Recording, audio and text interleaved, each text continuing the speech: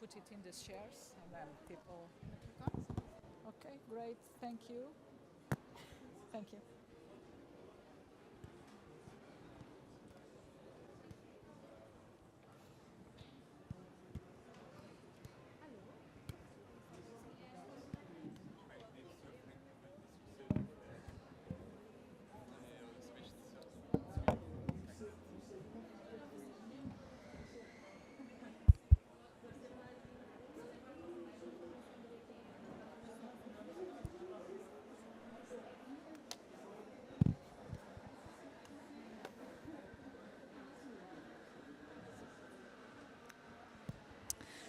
Good morning. Do you follow? Miguel, is it working? Okay, great. So, good morning, everybody. I hope you are okay. Just let us allow us to put the headsets working.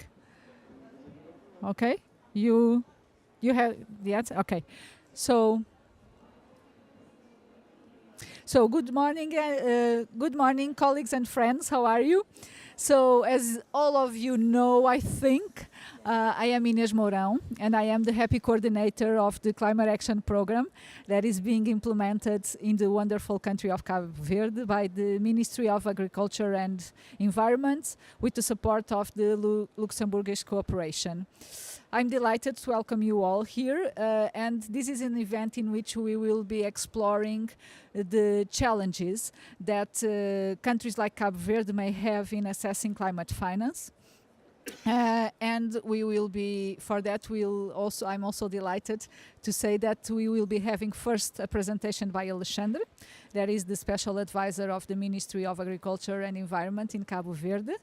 And he is about to be the first secretary of the recently created National Secretariat of Climate Action. That is a big gain. So yes, I would follow that. A round of applause for Alexandre. And I wish him all the success. But we will also be having Ibrahim, that is like the sub-regional lead for Northwest and Central Africa in the GCF. Then we also have Tanya. Tanya is our dear permanent representative of Cabo Verde in the United Nations. And then we have also Thomas, that is the General Director for International, European and International Affairs in the Ministry of Environment, Climate and Biodiversity in Luxembourg. So I welcome you all to this discussion. And then I will then ask Alexandre to join us to do the presentation. Thank you.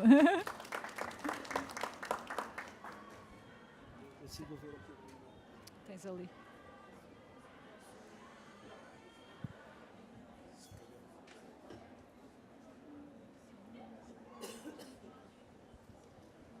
So hello, good morning, everyone. And of course, it's a pleasure to have you all here today.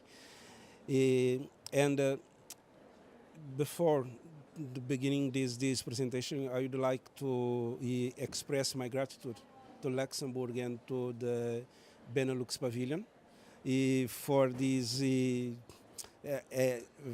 long way collaboration.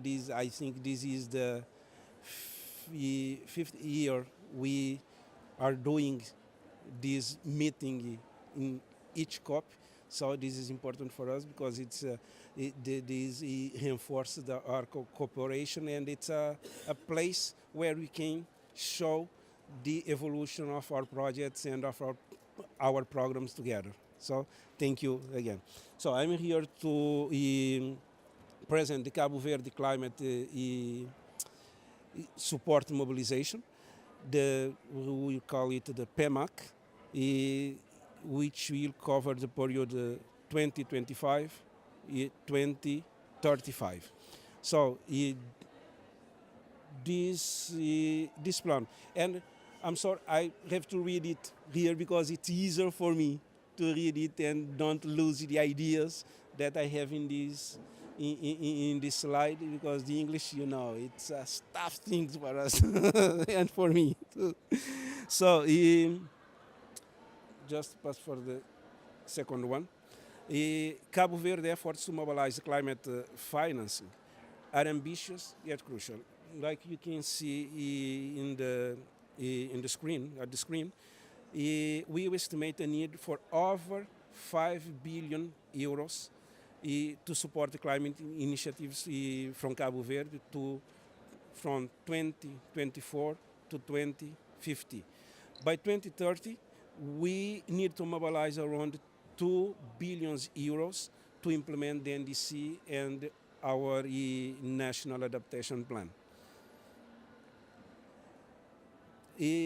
Between 2016 and 2023, Cabo Verde has mobilized a significant amount of resources, you can say it. It's around 149 million euros. But in 2024, data show us that we have already mobilized more than double of this amount that I show here in the table. And these are currently being worked on and will soon be available for consultation. We are working in these data yet. However, these funds represents just a fraction of what it's required to fully implement our climate strategies. And for implement the strong climate strategy, it's important to have a robust climate governance structure. In Cabo Verde, this is the main institution that we will have in our climate framework. All except the last one, the Forum for the Citizen and the Climate Forum. It's not created yet, but all the other institution is now created, and they will begin to operate in January 2025. So, in Cabo Verde, this involves multiple levels of decision making, from the approval of key policy documents to the mobilization and management of climate finance. This structure ensures civil society participation and coordinates the implementation of climate policy across sectors.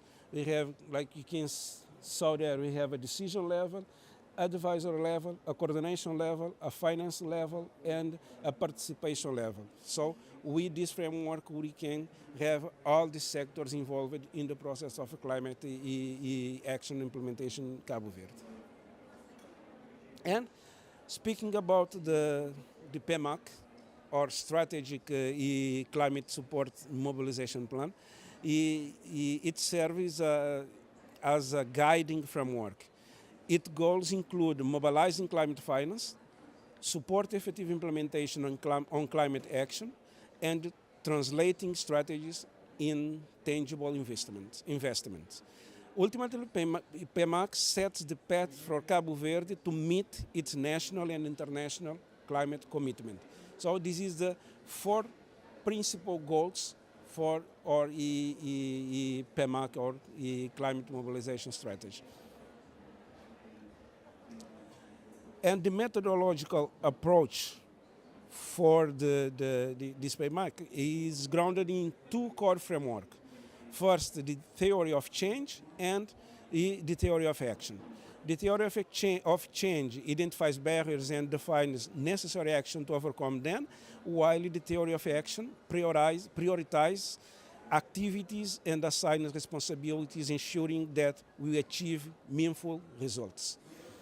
So, and this is the example of the table from the theory of change and the theory of action that we have in our document. It was robust work with all sectors to guarantee that all the barriers is well identified, and all the action will help us to achieve our commitments.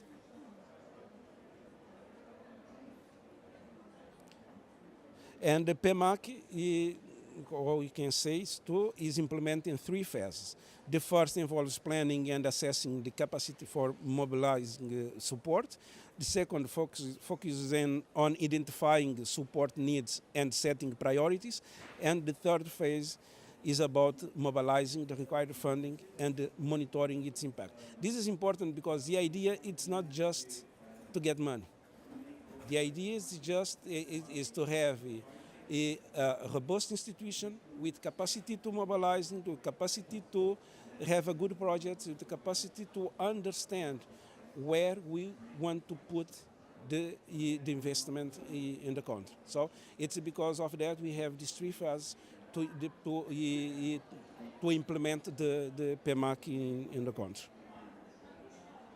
And we have a prioritization table. The idea is to have this detailed prioritization of action that aligns with the strategic objective defined in Cabo Verde's climate documents, using a scale from high priority and to 5 least priority. So this ensures that the climate finance directly supports the most critical action for adaptation and mitigation. And with this, we have the vulnerability maps. So we'll cross the vulnerability maps, the activities that we want to implement, and to see where is important, where is urgent to put the money to make the investment. And almost the end of the presentation. This is the structure of the PMAC, the chapters that we have in the PMAC. We have 6 chapters in this PMAC. I think it's not important to read out, but just to see the context and the objectives, the structure of climate action, the global climate finance trends, the methodological approach, prioritization for climate action, and conclusion and recommendation, the last one, to help us to implement this strategy. And the last slide, the idea is not to put you read this table, but it's just to make you be aware that the existence of this table, because it's the backbone of the PMAC. It's with this table where everything will be implemented. Just to inform you, the table have a lot of columns, and the information that we can have in this table is like the identification of the area of activity in which the action is being incorporated, the source of information, the actions and the measures, the climate marker to know if it's adaptation, it's mitigation, or the cross or transversal or cross sector, the status of progress, the type of support, the estimated cost, the support received, the source of financing, the implementing entity, and among others that we have in this table. So it's a table that we can align all activities with the possibility of financing that we have in the multilateral and the bilateral partners. So this is what I say, it's the backbone of our PMAC. So I think it's all. And I'm sorry to try to read this here, because the idea is to be clear and make you understand the importance of this document, and how this document was prepared with the involvement of all sectors, and how robust this document is. And of course, we are expecting to see you reading this document, and so where we can support Cabo Verde, and which activity is important for you and it's important for us to support Cabo Verde. And one thing important of this document is that we will have a clear pathway where we want to go, and where we can go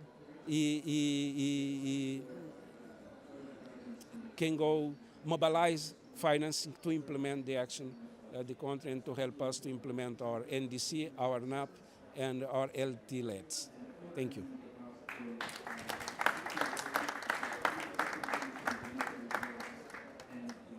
Thank you, Alexandre.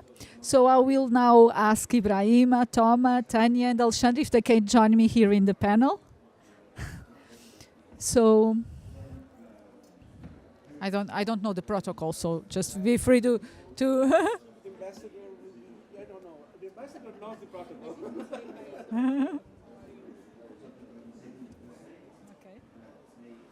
You can.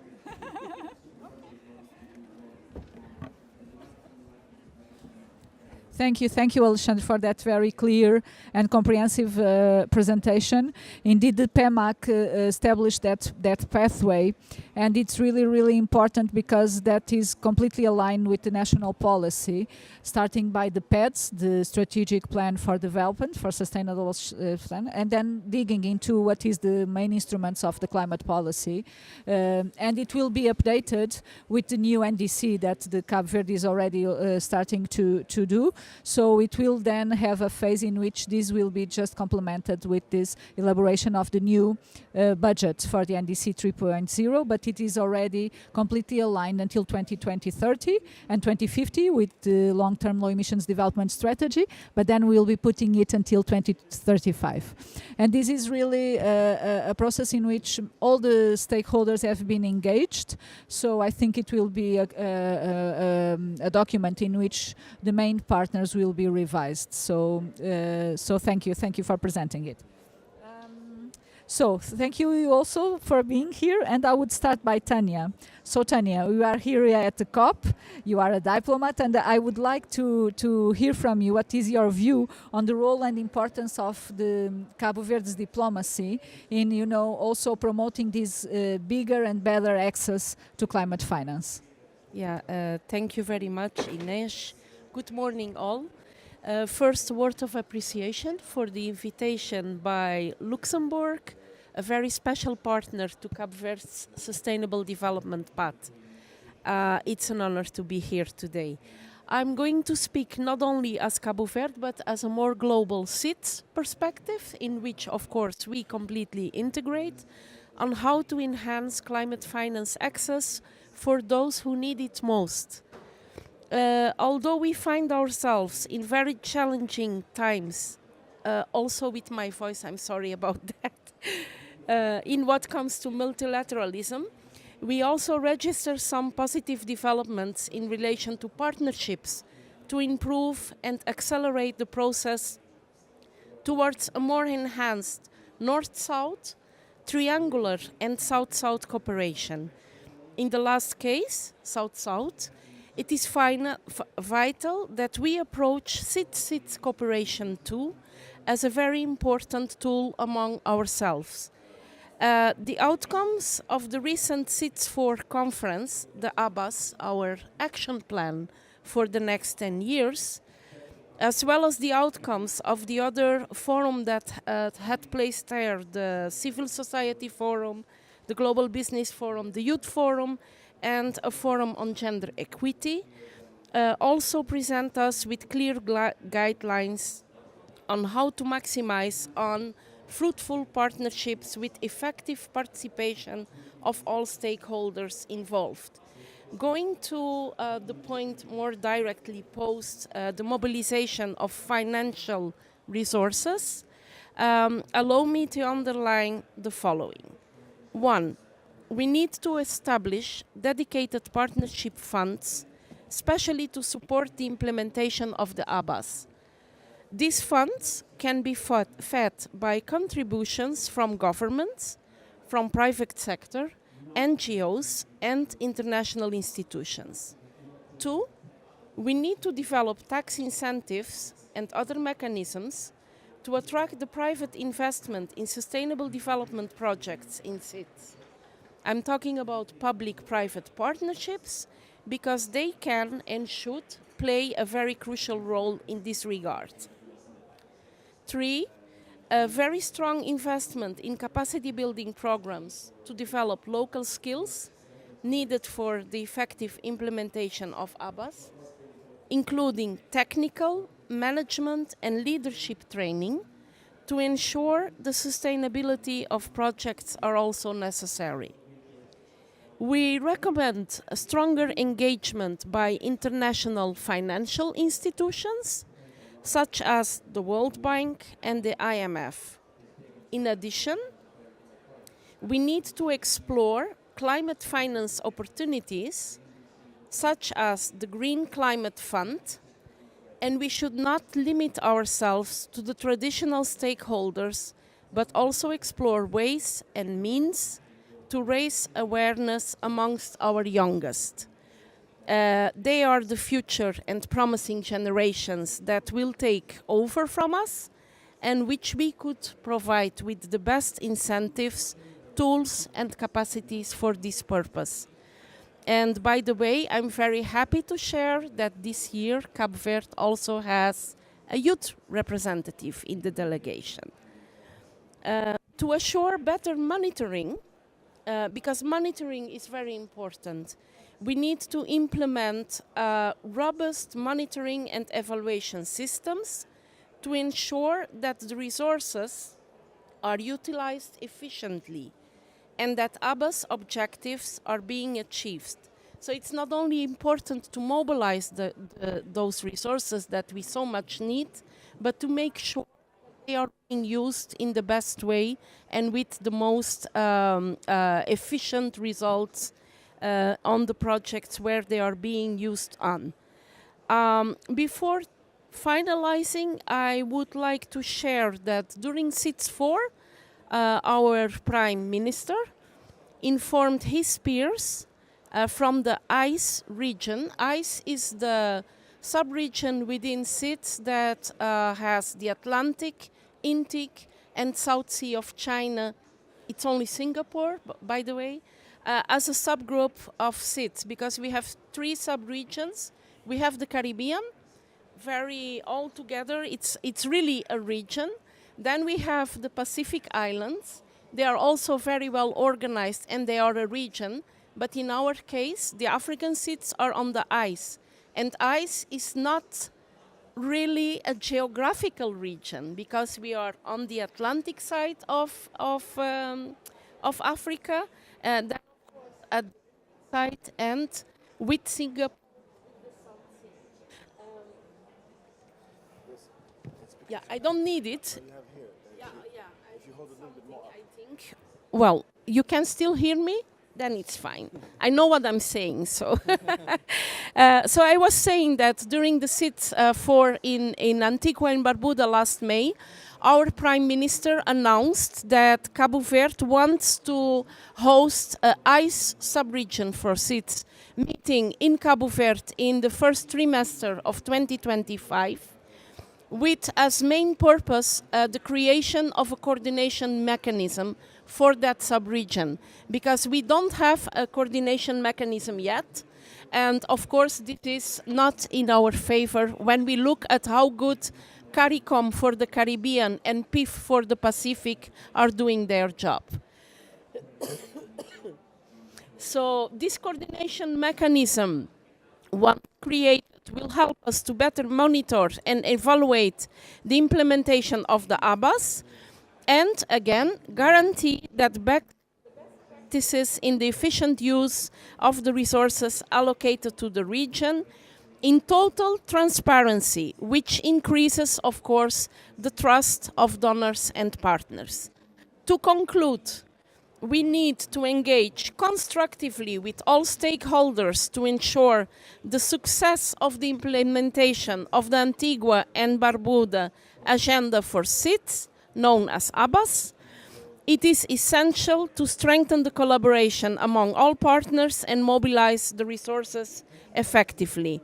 We believe that through coordinated efforts, ongoing dialogue and shared commitment, we can create a lasting impact on the sustainable developments of SITS, implement the excellent outcome of the SITS 4 conference, and start to prepare ourselves. And another announcement for those who don't know it yet, Cabo Verde proposed to host SITS 5 in 2034. It might look like 10 years is a long period, but in fact it's not. To prepare for such a big UN conference in Cabo Verde, it will be a big challenge, and we hope that also on this challenge we can count on Luxembourg to help us organize a very well SITS 5 in 2034. Thank you. Thank you, Tanya. Thank you for your passion and your commitment. I must tell you that Tanya was prepared from this morning on, and she was able to deliver in such a quality. So thank you for being a champion. We are talking about this every day. No, but again, it's with passion. So thank you for that. So one of the things that you mentioned was, of course, the GCF, and the GCF puts itself as one of the main flags for assessing, and it has itself committed to supporting seeds and adaptation, and of course, these are also the flags for Cabo Verde. So Ibrahima, how do you see this? How do you see the GCF role in increasing and facilitating the access to bigger and better climate support for countries like Cabo Verde? Yeah, thank you for this important question. The Green Climate Fund was established as operating entity of the financial mechanism of the UNCCC to help developing countries make its transition toward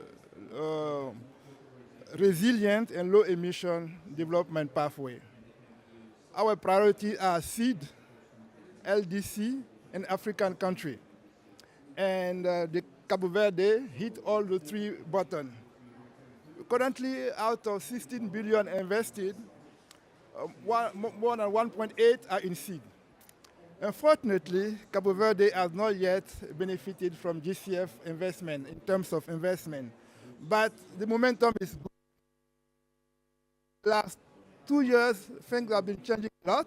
We have 2 readiness approved, readiness of our face in the country called a National Designated Authority.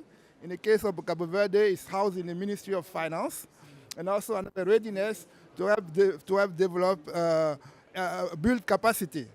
A project preparation facility also has been approved on the linkage between climate and health, and the project is right now in a pipeline. It's a multi-country project. But let me say a few words about our main tools designed to help developing countries, including seed, access to climate finance and manage it. It's called a readiness program.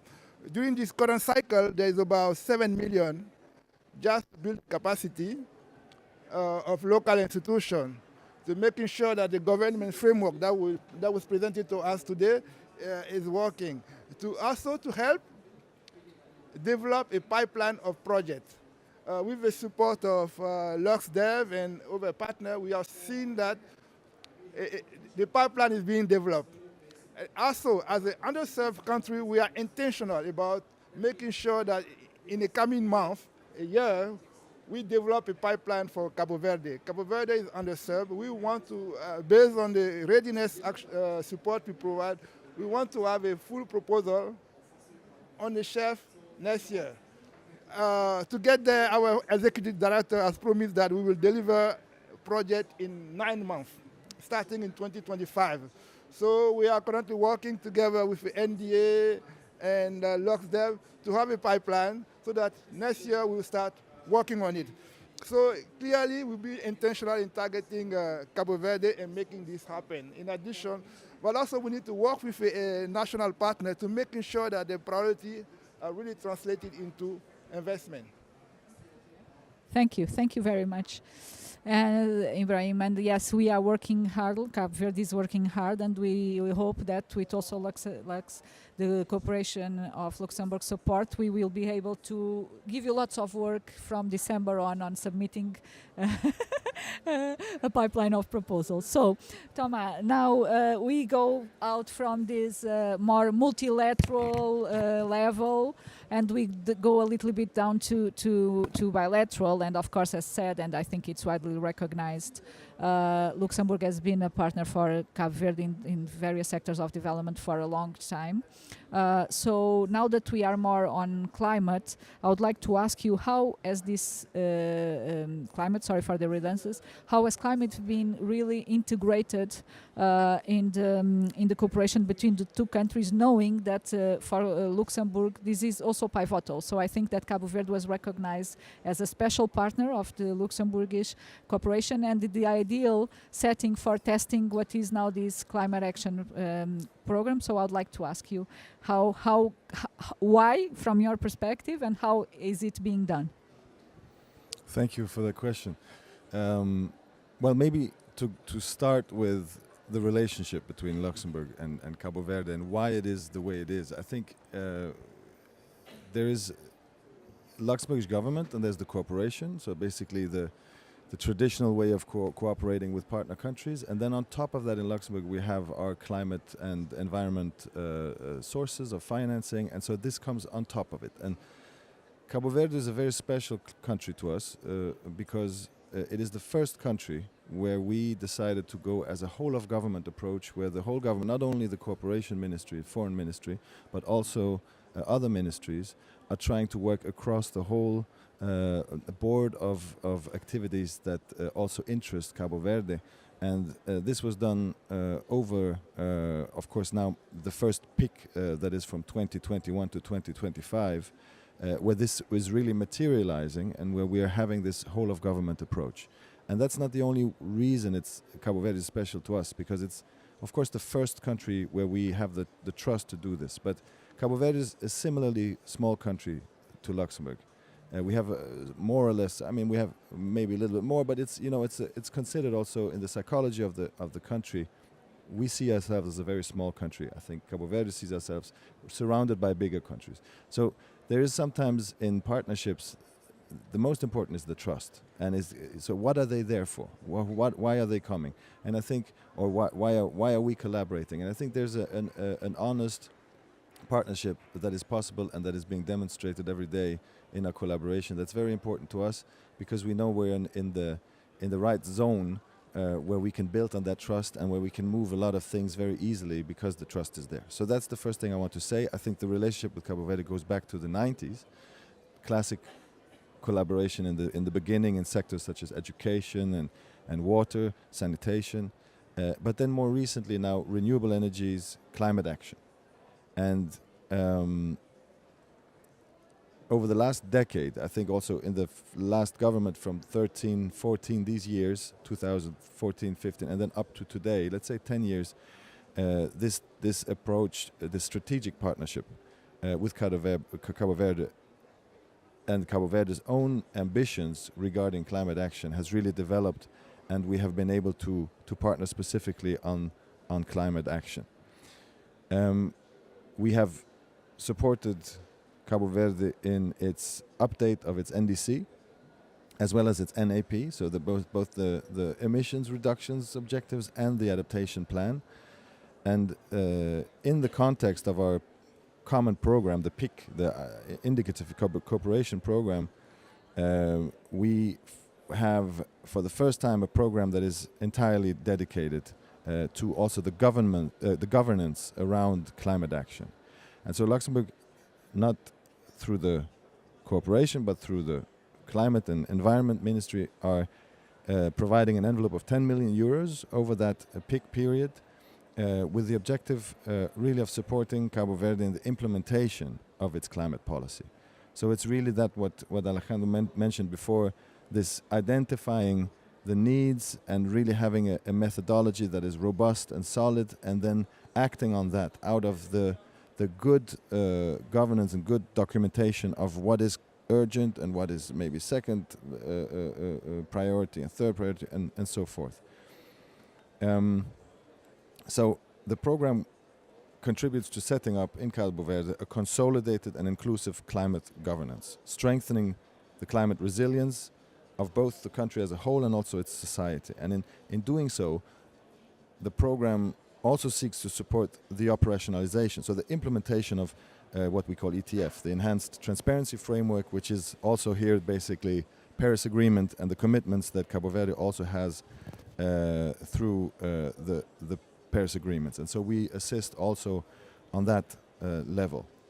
Another key aspect of the 5-year program is the support in matching both, and that's what you mentioned also with the framework, both the bottom-up and the top-down planning and budgeting aspects of how you do good governance in climate. So this is all the levels, and Alejandro mentioned it. It means also the central planning, but also very locally oriented and also sectorially, what comes through the society, through the economy in terms of needs. And so that's also strengthening engagement of the private sector next to civil society, next to university, academia, etc. So we are very, very happy to see the presentation and to see what has come up through this partnership so far.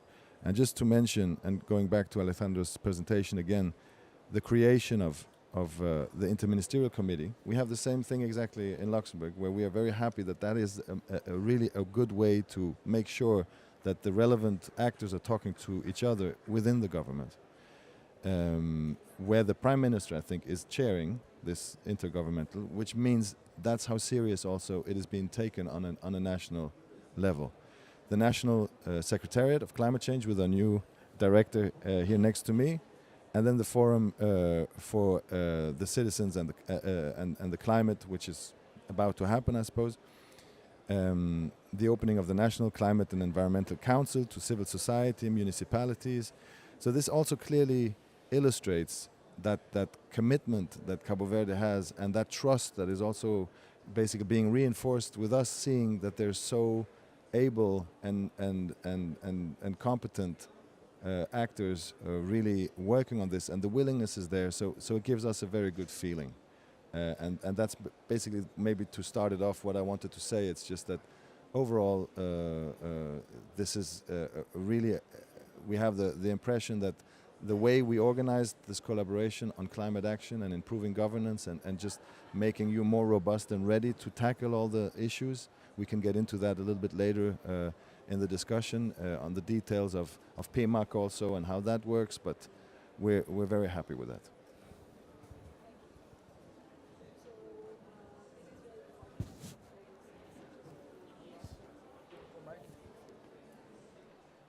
Thank you for that, because it makes, I think, brings all the pieces of the puzzle together, and really, of course, we in the end are humans, and we trust, and we build this trust, and I hope that this event also is contributing for us to reinforce those bonds. So now, Alexandre, going a little bit more into the detail or the initiatives. For instance, Ibrahima also referred the issues here of investment. There is a case, and we are also in the home of the IEB, the European Investment Bank, and also the peak that was mentioned also includes one program that is energy transition. So there is like a very set of initiatives that are already ongoing in Cabo Verde that also use this investment and the blended investment. Also, we have the case of the debt swap with Portugal. So can you just give us a little bit of a snapshot of what is being on in terms of really more concrete initiatives in Cabo Verde that are already making use of these various financial instruments? Yes. So we have a lot of projects ongoing, but I will refer for the 4 projects supported by 4 partners. And the first, the project that Thomas referred, the climate governance and action, it's a very important project. It's not a project to reduce the emission, but it's a project to enhance the governance of the climate action in the country, and make all the other things that is implemented correctly. So the other 2 projects, we have this project for energy transition. It's supported by Luxembourg. We have a project from renewable energy supported by the debt swap with Portugal. And we have the bigger project that we have at this moment, it's pump storage. It's a project that will help us, for example, to improve the production of renewable energy in 38 gigawatts per year. It's a very important project, and this project is funded by the EIB, the European International Bank, and the European Union. The European Union with a grant, and the EIB with a loan. So it's a big project that we have, but just a snapshot of the projects.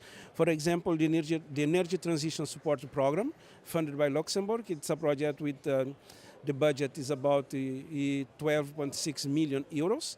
The project will end in 2025, and the project is implementing 3 important axes. most important axes: the sustainability of energy production and distribution. Just to say, by now, Cabo Verde have a coverage for about 100% coverage from energy distribution in Cabo Verde. So it's a very important thing, and we need to ensure the sustainability of this production and of this distribution of energy.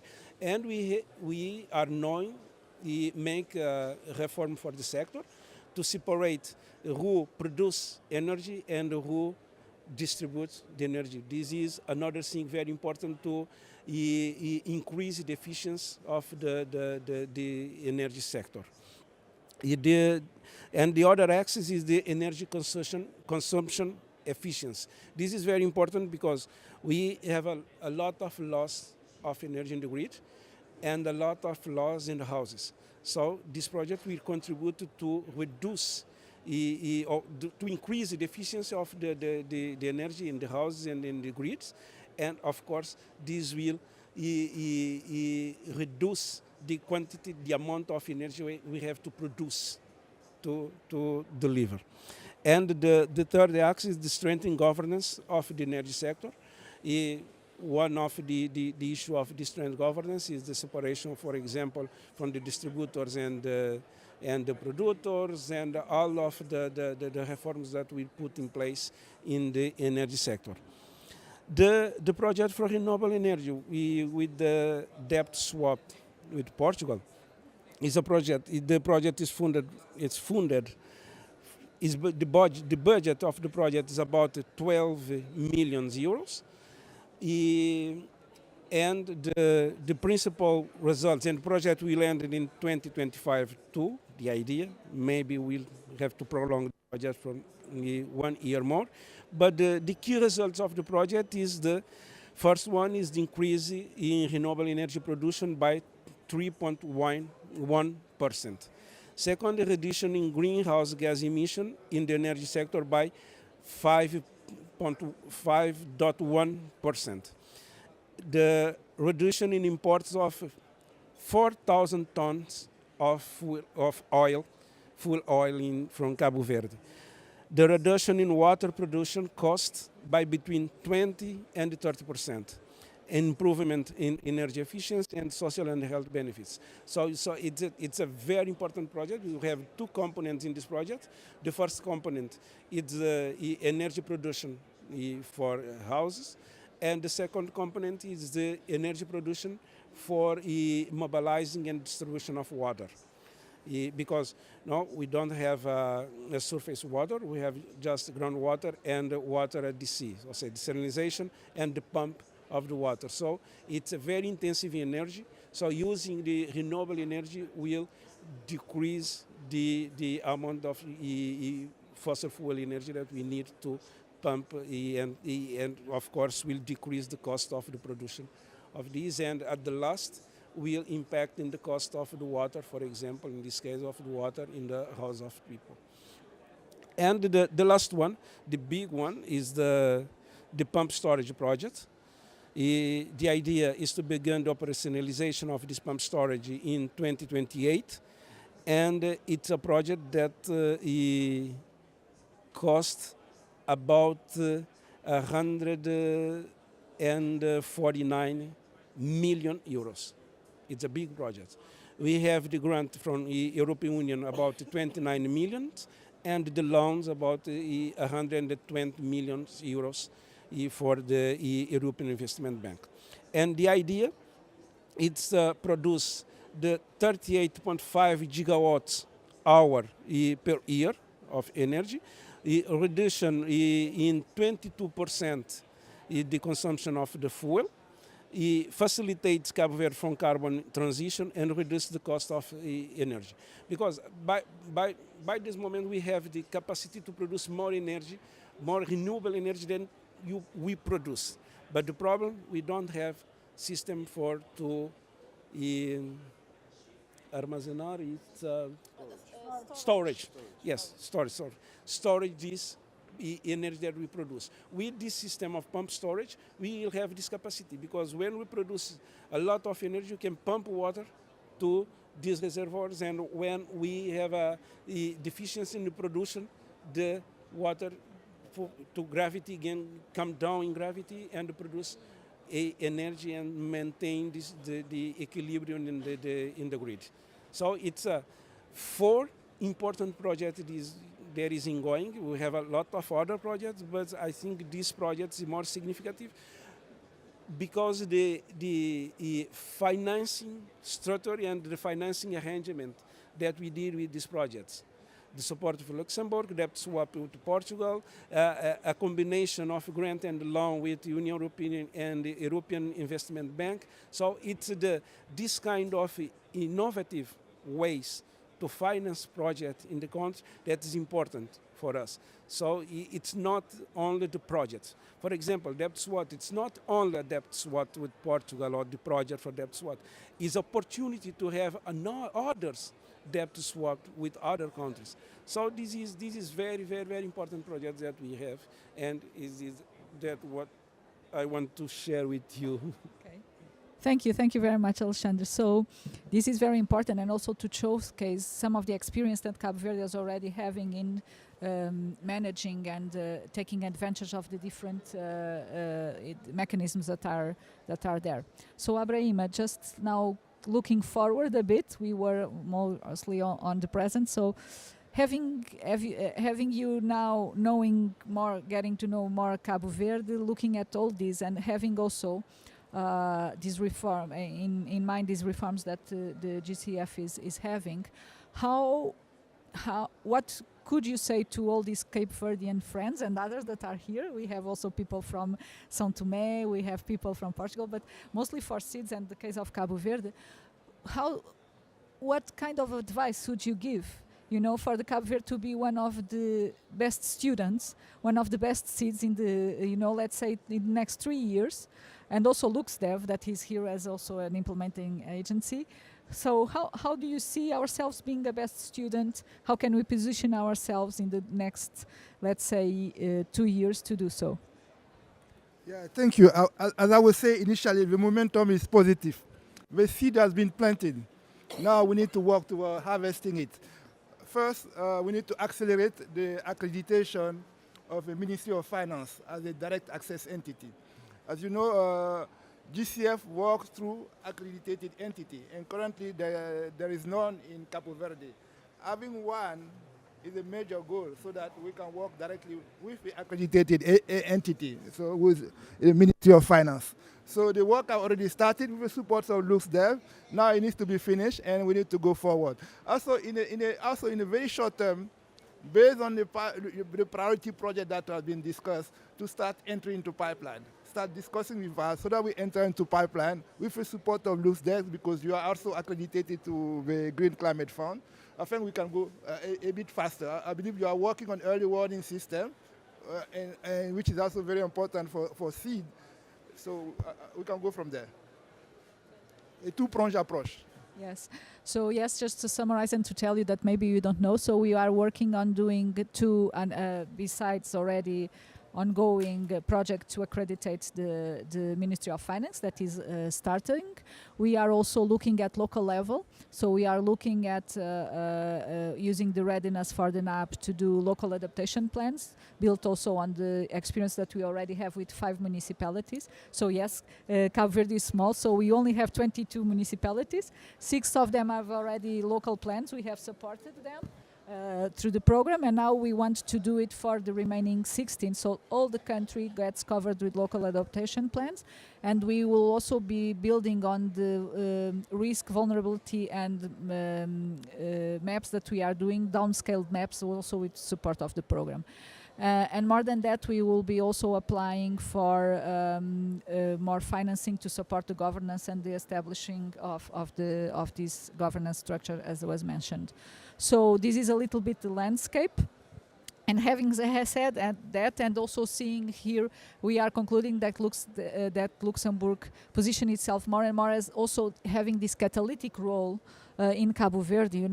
If we manage to assess this, and if we manage to have the accreditation of LuxDev for 25, we will more than we will triplicate the value of the program. So with 10 million, we can access 30 million. So this will be an amazing achievement, and I think this will be a case of success for the program and for Luxembourg and for Cabo Verde. So really using this catalytic role of grants and also getting more grants. So that would be really, really nice for Cabo Verde. So Thomas, how do you see this? How do you see the role of Luxembourg in continuous supporting? And we are now also starting to discuss the engagement of the private sector. Luxembourg is seen in the international arena also as a very good example of climate finance, so climate finance and finance more generally. So how do you see? How do you see in also a little bit on further looking, how do you see the role of the cooperation of Luxembourg in continue to supporting these kinds of actions? Well, I think there's it's a good question again, and one that where we can be very specific on how we collaborate on helping Cabo Verde get better access and more let's say a robust funding for all those things that they're doing. As I say, the seed is planted, as Ibrahim said, and now it's very much about also sustaining and consolidating. But then you also asked more strategically the question, and maybe I start with that. I start with what Luxembourg is about in terms of climate finance. I think what we see here at the COP is that we are perceived as a sort of financial center in the world, and we are one of the rich countries. And so it's very important for us to have a sort of natural behavior in what we do in our partnerships. And so we have to focus on connecting the dots between public finance and maybe go a little bit away of the logic of just providing grants and financing projects, because very often that's the old way of doing something, and then when the budget dries up, then very often things fall to the ground. And so you have to sustain that sort of capacity to then generate your own revenues and your own livelihood. So it's very much about also connecting the public injection of public money, let's say Luxembourgish money, then with private investments and with leveraging effects, where you can have a whole ecosystem that is generated and that helps Cabo Verde then have a better position to find new funding, and sometimes even coming through their own market. And so that's the vision a little bit, always to look for the connection where you can build something new that is really sustainable and that is at the same time, so where we're not going the wrong shortcuts in terms of sustainability, something that is nature positive, something that is truly climate positive, and at the same time is beneficial to local communities, that is beneficial to the economy. And I think that that's the sweet spot, and it exists, and it exists in Cabo Verde, and we will continue supporting with the view of really creating this same level partnership and helping in this regard. So I think Alexandre mentioned it with the PMAC. I think the PMAC is really if you look at now, how do we help in getting more robust funding through various sources, and I think Ibrahim is here from GCF. That's one key to really accessing new financial support.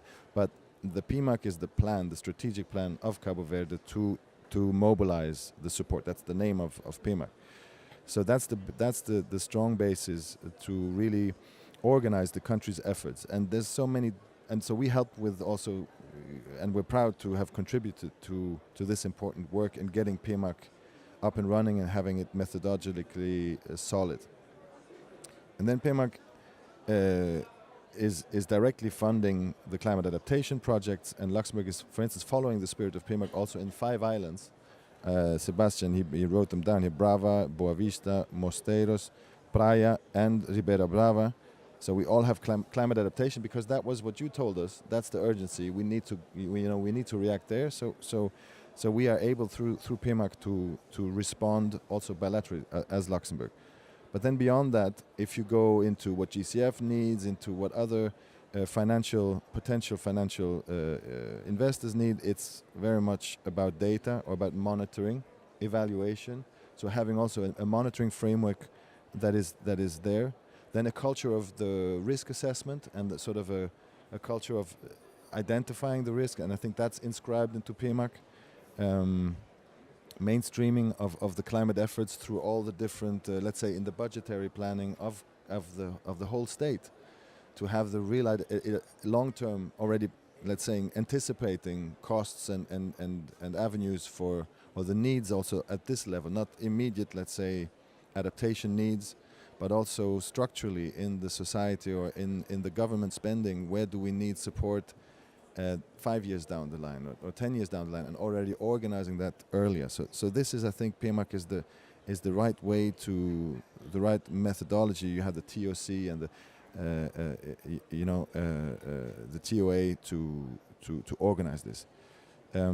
Moreover, we've also supported the National Water and Sanitation Agency on its path to become an accredited implementation entity for GCF. It's been mentioned already, and with regards to GCF, we are currently working on a portfolio of proposals, namely for the elaboration of the local climate action plans for the remaining 16 municipalities which do not have such a plan yet, and then also the early warning system. So having these early local early warning systems and getting them up and running and implementing that, that will also, I think, be important to the resilience of Cabo Verde's islands in terms of what's coming also in terms of climate changes. And finally, I think it's worth mentioning that all these efforts are then sort of integrated in the central planning instrument, the Strategic Plan for Sustainable Development 2022 to 2026, and into the country's vision of systematically integrating climate at all levels. So there's this connecting the dots that we have philosophically. We also see it happening in the way we collaborate together, and so that gives us again that feeling of confidence that we're touching on the on the right issues together. Thank you.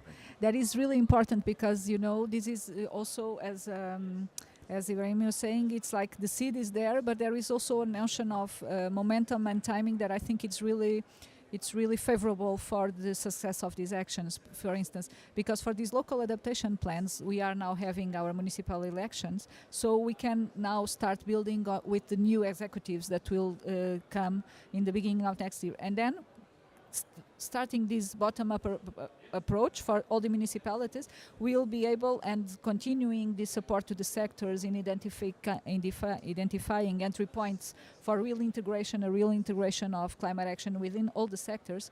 Cabo Verde will be in a position in which, for the next PETs, that will be then, the elections will be in 2026. So for the next PEDs, we can also have then a strategic plan that integrates it at all levels. And I think that would be really concretizing what is in the NAP. The National Adaptation Plan of Cabo Verde says that a successful NAP is that extinguish itself. So it will not need to have a next NAP from 2026 on, because we have done what is really to be done, that is to really mainstream climate action within the planning and budgeting processes.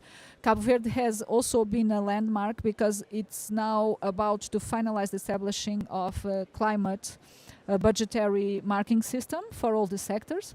So from the state budget for 2026, we'll already have will be climate marked, and that is also a very good example. And that will also allow, of course, the country to better report on climate finance, and those figures that Alexandre has seen here, we will be able to track them with more certainty, having established this. Cabo Verde also has already a national transparency system that will now start to be filled with not only this data from support, but also the data from emissions, projections, and adaptation. So I think that Cabo Verde has the ingredients, has the tools, has the will. So it's really nice to see the dots being, and also the pieces of the puzzle coming together as a successful case promoted by the beautiful and very competent people of Cabo Verde with the necessary support. So thank you all. I would open the time for discussion. We still have 5 to 10 minutes, I would say, if someone wants to make any questions to our panelists.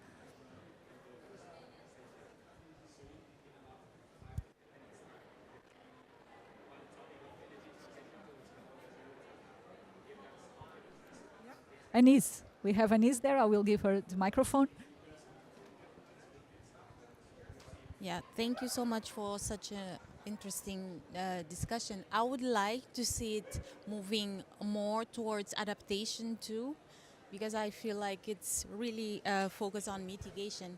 But my question is not that. Is as member of the diaspora, and I do live in the Benelux region, I would like, is there any mechanism, any tools to support this climate action in our home countries, being in the diaspora? Is that possible? Is that relevant? Who do you want to pose the question to? I would say to the Luxembourg people, and then even to the ministry, if you find it relevant, because there is talent, there is outside also that works in these areas, but there's no ways of connecting easily. So is this relevant? What are your thoughts around it? Well, the first thought from my side is that we always talk about the diaspora when we meet. We say this is one of the big connectors between us, that we have, Luxembourg has a strong relationship to the Cape Verdean people that live in our cities, and we have, comparably to other cities, to other small countries, we have a lot of Cape Verdeans in Luxembourg. So we always have the diaspora in mind, and I think it's also I speak also for Alexandre when I say that there is currently no direct connection to the diaspora Cape Verdeans in our collaboration in terms of climate adaptation or what you mentioned, and you would have to think about how to do that. But let's say that when you are in the Benelux, we have a Benelux corporation where we have our tools to address the issues that are relevant for climate action. There we have our partnership with Cabo Verde and where we address that. And then I think it's also a little bit, I would say the first reaction is if there is a willingness to invest in the diaspora, then it's very much also, since we're two democracies, it's about personal and individual initiative and organizing that influence, and then finding the contacts and building something. But because a lot of the things we cannot do top down. We cannot say we put something in place now. You have to have that initiative coming, especially when it's something like the diaspora, where you would have to understand exactly what link you want to make. And so that's why we always have these two approaches. We have bottom-up ideas, and we have top-down things that are better managed top-down. And here my question would be, what would be the best way to integrate the diaspora around Europe or in the Benelux better? It is maybe ideas that should also come from you as a diaspora, and so we are open to the discussion.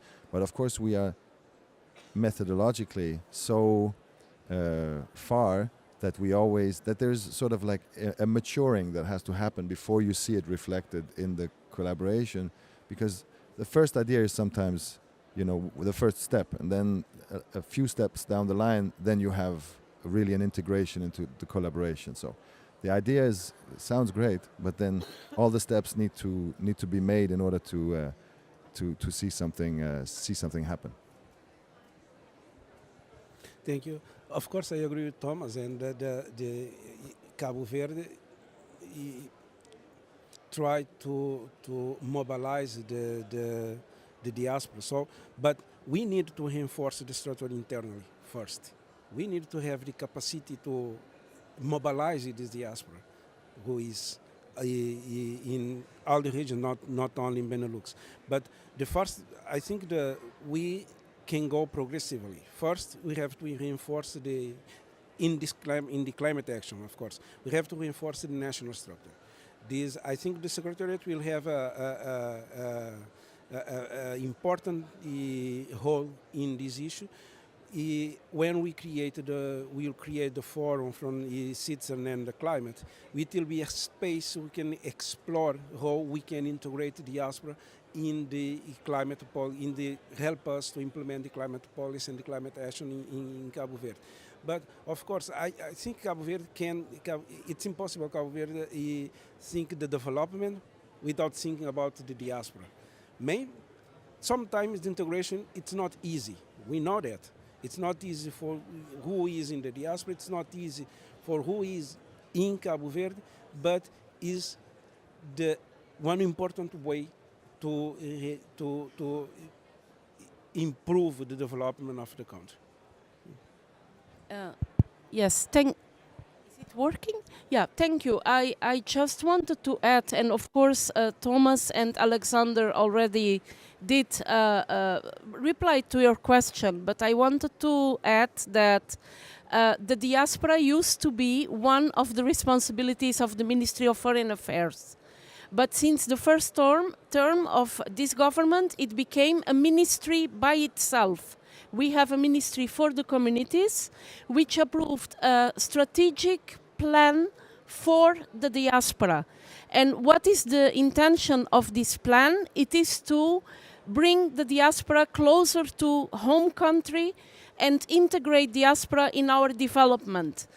It is already very important since ever with the remittances, of course, but we now want to create, government of Cabo Verde, conditions for our diaspora to be part of the country's sustainable development. So not only in climate adaptation, mitigation, in any sector, diaspora is more than welcome to come and not only invest in big projects, but also work with the government and with other sectors, not only government, because we know there's a lot of human capacity in our diaspora, and we want to give this diaspora the opportunity to come and work with us.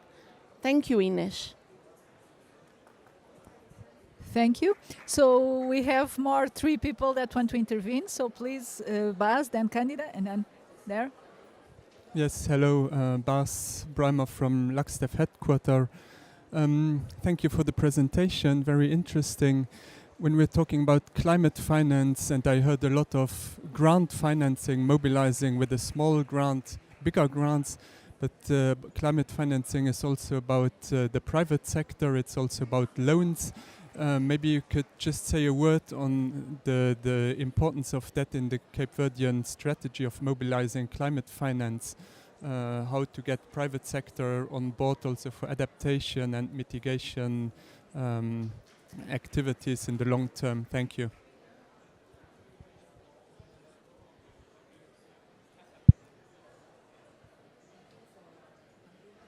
Okay, this is a big question, and for Smile Island states, you know, the private sector, it's a not very developed sector, but you are doing a lot of work in this. For example, through, I don't know how to say it, Bolsa de Valores?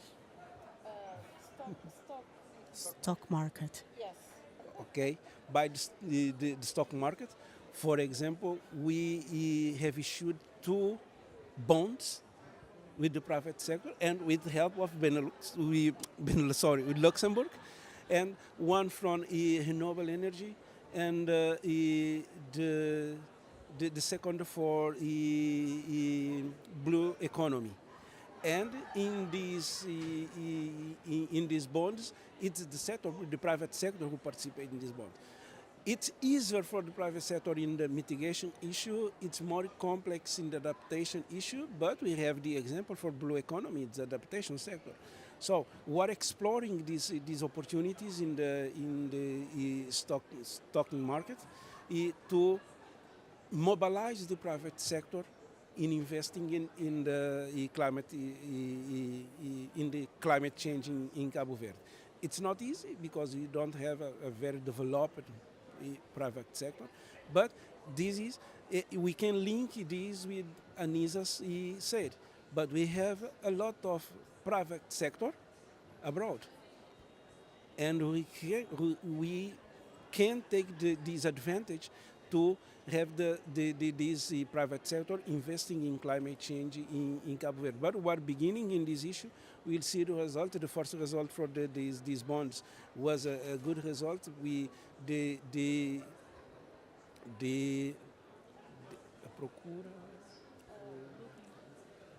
Procurement or looking for? Yes, then offer. So this show that we have a potential with this stock market. Uh, Okay, thank you. My name is Candida Rocha. I'm from African Foundation and from Lusófona University. Thank you so much for a brilliant presentation and for the wonderful case studies that you brought us. Perhaps I have a question for Nevsky, Alexandre, sorry. Um, Being such a good student, and we have here from São Tomé e Príncipe the National Environmental Director and the Regional Environmental Director from Príncipe Island, what kind of advice can you give them to follow the path and implementing such great strategies as you did or are doing? so this is Professor Nevsky. this is not easy, but I think the first thing that we have to do is have the clear idea that what we want. And this is in planning issue. You have to have a strong planning issue and be sometimes firm in your intention. Because what I want to say with this, sometimes we have a lot of projects that organizations offer you. Oh, I have this project, I have this money to finance this project. But sometimes this project it's not aligned with your development plan. And you have to have this commitment with your plan to say, okay, we can renegotiate the financing and to help us to implement our strategy. This is the first thing. Because with this, people, the institution began to have more respect from the country. And second thing is transparency. This is a very important thing. And Cabo Verde is working a lot to improve the transparency for all the sectors. And in the climate change, Inés referred about that, we have the system from transparency, we have the climate marker, we will create the Climate and Environmental Fund, we will create the geographical information system to track the projects, the finance, where the project is and the impact the project have in the community, where the money is going, and this kind of things. This is very important to give this more comfort to who want to finance projects in Cabo Verde. I think these two things is to have a clear idea what you want in your country and be transparent in all the issues that you do. Thank you. Hello everyone. I'm Nelson Delamar. I'm the political desk officer of the Covenant of Mayors in Sub-Saharan Africa, which is hosted by ICLEI Africa in Cape Town, South Africa. So the Covenant of Mayors in Sub-Saharan Africa is a network of cities that implement local climate action. And based on all, and thank you for this great panel and presentation, I wanted to know if in Cabo Verde, if you have any multi-governance mechanisms, so I'm talking about the perspective of local government, because there are already in Cabo Verde, so as Ines said, like 6 local climate action plans that were developed, 2 validated by the Covenant of Mayors in Sub-Saharan Africa. So I wanted to know, because it's very important in terms of not only climate planning, but also implementation, supporting local governments to access climate finance for implementing the plans, and as there will probably be more plans in the future. So yes, if you have already multi-governance mechanism, or if you plan to have it in the future, you mentioned 5 institutions. Will they be representative from the local governments? in these institutions, or are there any dialogue with the local governance? Yeah, and in order maybe to channel climate finance into local government. So yeah, this is my question.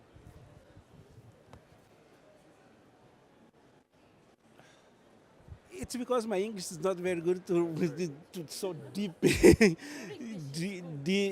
so deep reflection. But just to say, if you are supporting the local government with the adaptation plan, it's because we want to involve the local government, and we want to give the local government the instruments that they can use to mobilize more financing. But it's not just a plan. It's a plan, it's a training, it's a complete package. They have plan, a training, and support in implementing action in their municipalities. So it's a package that we are to strengthen the capacity of the local municipalities to go abroad and can mobilize more financing. And in the structure that we show there, in the second one, the climate, the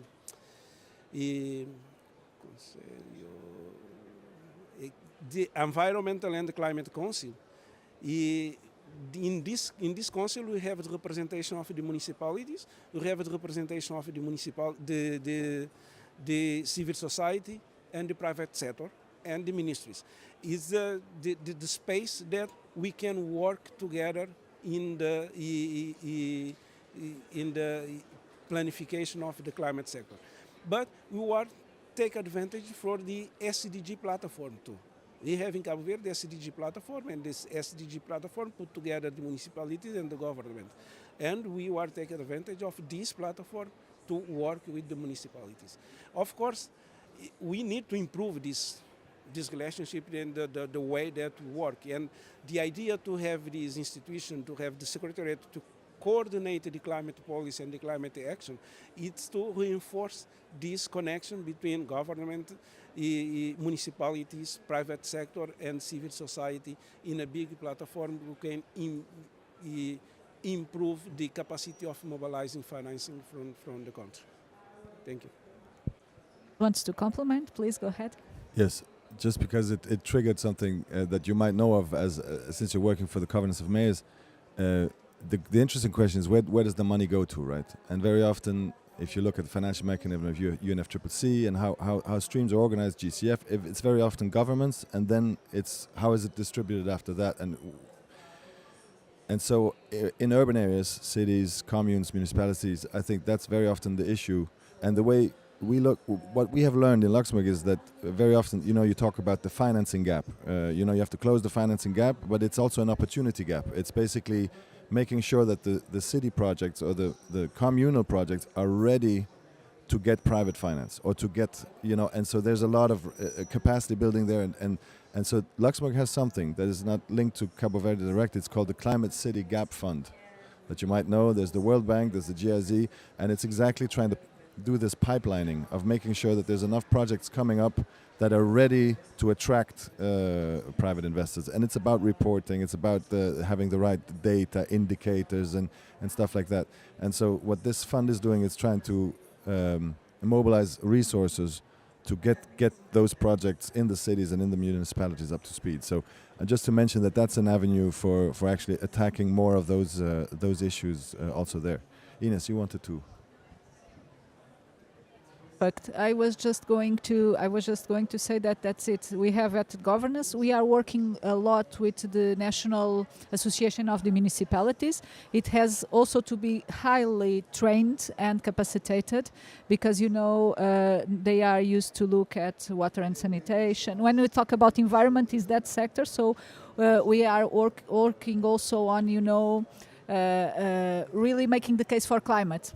Because we have to, at this stage, still put it away from environment, and then in another later stage we can blend it already, but now we are doing that, and they are quite active. But we are also then using the forum from, further engage grassroots communities.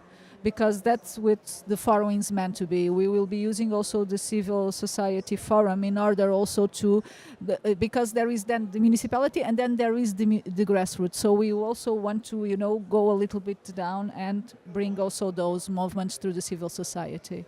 But Ibrahim was also wanting to. Yeah, just a quick point. During this COP, GCF endorsed the 8 principles of locally led adaptation. And we have even before that, we had a tool called Enhanced Direct Access.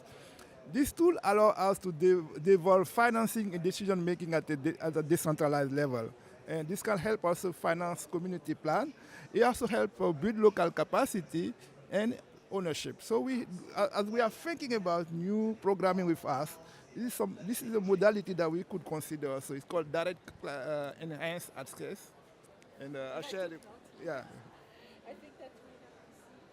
I think that the point that Ibrahim just said is really nice because first I think that the government of Cabo Verde, the government of Luxembourg should see if they want to endorse these principles of local-led adaptation.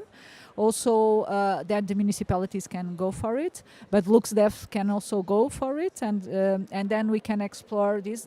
Your contribution was also very good. I didn't know about it, so really nice, and we can somehow again continue to making this puzzle even more complex. Kathleen, you also wanted to make a question.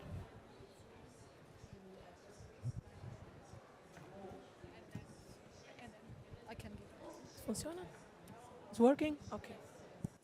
Hi, my name is Kathleen Coutinho. I'm from Cabo Verde, but right now I'm asking not in my national capacity, but just as a young, curious on the climate change. And my question would be more for the GSF. As we know, in climate finance, small developing states or less developed developing states have a lot of constraint on having access to financial. We have limited institutional capacity, financial constraint, complex application procedures that poses so documentation, bureaucracy, and everything. The climate vulnerability itself. Constraints that are crucial to overcome so we can ensure equitable access to climate finance.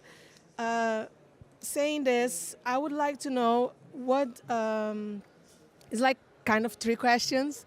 So, how does the GCF prioritize funding for the most climate vulnerable countries?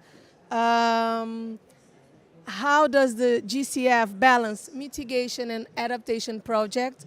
And is there any plans to increase maybe the adaptation funds? As we know, it's one of the biggest thematic areas on our climate change. Thank you.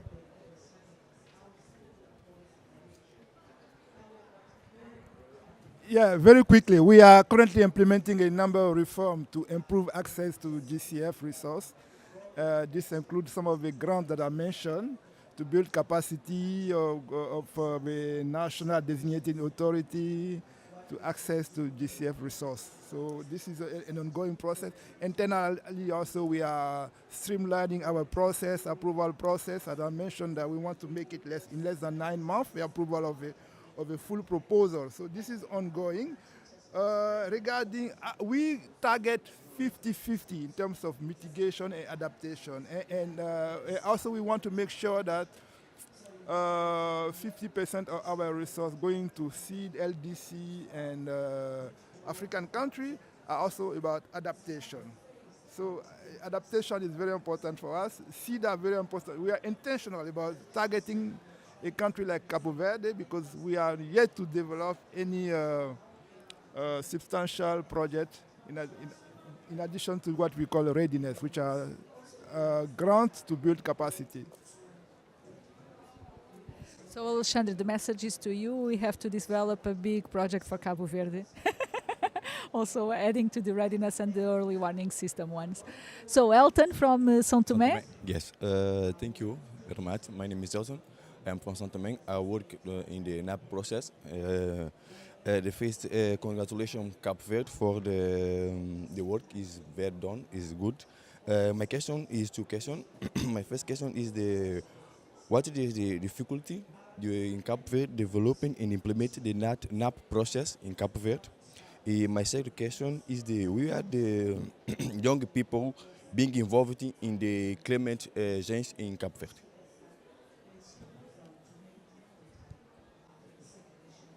So, thank you for the question, Elton. I am just helping Alexandre just to get a little bit of rest. So the NAP, I think it was a very, very successful process in Cabo Verde, and I can speak because I was coordinating it, the elaboration through LuxDev. So what happened with the NAP and what made it a success? It was really inclusive. It was still during COVID, but we managed to have a very, very deep and extensive inclusive process. We managed to have the workshops, we managed to talk to the right people, we managed to reflect in the document the views of those people. So the team that I was coordinating was only the hands that were, putting the ideas of the different sectors, the different people into the paper. And that allowed that the program, the Climate Action Program, is decalcated from the NAP. So the NAP said that it needed 30.6 million euros to be implemented, and 10 of it came from the Corporation of Luxembourg. So the program that we are now implemented is the implementation of the NAP. The framework of the program is the one of the NAP, because the government recognized that it was really, really from inside out. So it is really a problem that really shapes and it was a really big focus on governance, and really that is acknowledged and that has been working, and now I think that the country is really being equipped with the capacities to further, to be ready to go to the GCF and do more action, more climate action, or being able to go to Luxembourg and say, really, these are our priorities for action. So now we can have a second round more focused on climate action with the municipalities, with grassroots organizations, whatever. So the challenges of the NAP, I think it's more related to mobilizing the full finance to fully do it, but I think we are on the right track, and I think that in 2026 Cabo Verde will be able to say that it has implemented its NAP if we manage to do what the process that we are referring before, that is to fully mainstream climate action within all the sectors and within the municipalities at central level. So this is now the work that is being now initiated with these local adaptation plans, with the other sectoral plans, so we are about to finalize. And then your second question, can you remind me? Involvement in the youth people. We are doing a lot on youth. We started by having a first youth parliament focused on children's rights and the impacts of climate action. We are starting implemented climate academies for youth. We have Melanie here, we have Kathleen, we have Anise. They all cope with young. At body and spirit. We are all in spirit, but in body and age they are the ones. So we can see that there is a lot going on, and there is the wish of at least now I'm speaking for the program, to have a climate academy in each school and in each ministry. So we want to go to the sectors, and we want to go to schools, and we want to further engage young people and associations in it. We have to finish, but Melanie wants just to come in very briefly.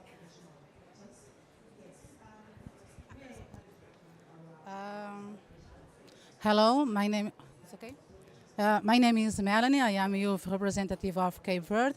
So congratulations for your presentation. So I'm so sorry, my English not very good too, but the important is try. No, yes, my college Elton. So in Cape Verde, we all do the best work in the communities, in the school. You have so sorry. We have a large number of young people involved in climate action issues. So we have done good work in school and community. So and we go to do more work. In the years we go to do more work, yes. So, but my question is how this mobilization of climate finance can reach even more young youth people in Cape Verde. Yes, thank you. just starting, and we have really to finish. Just to say that the NDC of Cabo Verde is acknowledged as one of that has the most engagement of children and young. So out of four criteria, we had 75%. So the aim is that the next NDC is 100%, and we fully engage youngsters in this. We propose that 2025 would be the national year for youth and climate action in Cabo Verde. So let's see if it flies.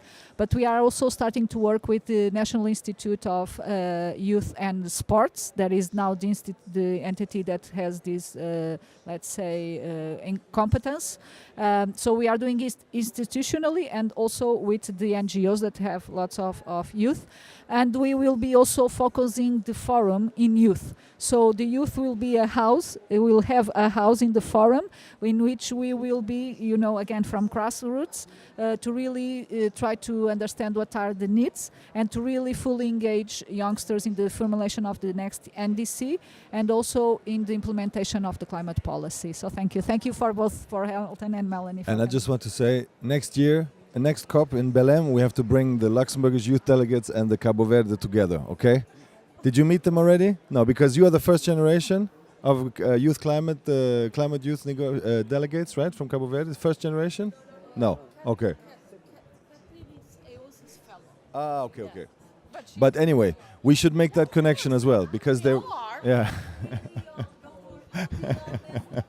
Okay, but we will connect the dots. Thank you. So thank you very much for being here, for conveying your questions. It was really nice to have this discussion. We are able to answer any further questions that you might have. Everybody is interested in Alexander's presentation. So Alexander, please, if you may, just send it with me and I will widely distribute it. And we are happy to have you here as our friends. So thank you very much.